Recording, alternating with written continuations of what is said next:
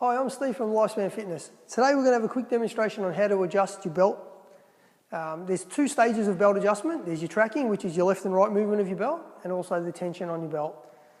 If the belt is loose, you'll feel it like slipping under your foot, which is very dangerous if you're running, etc.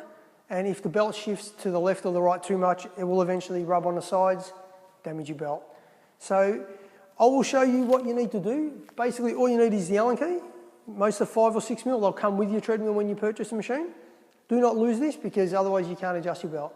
I'll show you how to do that now. It's very simple. Okay, with the belt adjustment on a treadmill, as you can see this machine, the belt is shifted way to the left.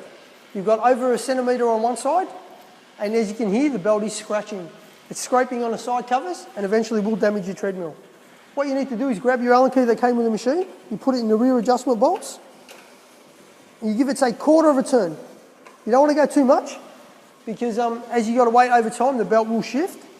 But for this example, it is way too far over. So put the hole back in the hole, give it, say, another 1/4 turn, and just wait a little bit because slowly the belt will shift over to the right as you're adjusting the left-hand side bolt. It needs a little bit more of an adjustment, say another 1/4 turn.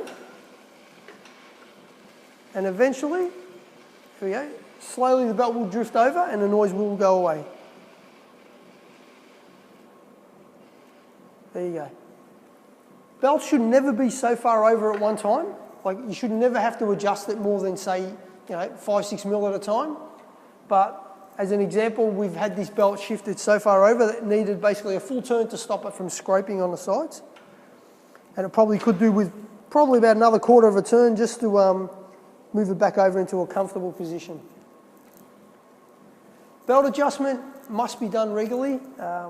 You can't let your belt move over too far to the left or right. You will damage your belt and in turn your treadmill won't be as functional, as good as it should be. But basically, as you can see, the belt has now shifted over to the right. Now, to demonstrate when the treadmill belt's loose, you will know about it when you're walking on a machine, because when you walk on it, it'll feel like the belt is actually sticking to the surface beneath it, but it's not, it's actually loose. I'll give you a demonstration. This belt is a little bit loose, so when you actually get on, if you can notice the writing on the belt, it actually slips and stops and it feels very jerky. This is more noticeable when you're actually running on the treadmill and could be quite dangerous because you'll lose your balance and you could fall. So I'll show you how to adjust the belt now. Okay, to adjust the belt tension, you must do it while the belt is stopped. If the machine's running, it is doable, but it is much more difficult. So what we need to do is use the same bolts as you have used for your adjustment, for your tracking. Put your Allen key in, give it 1/2 a turn, and do exactly the same on the other side. Because what happens is, if you turn one side more than the other, you will find that your belt tracking will offset again, and then you'll need to do the adjustment again.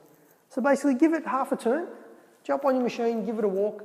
If it feels comfortable under your foot, stop there, because there's no need to over-tighten the belt. All it does is puts a lot of strain on the motor and on the lower control board.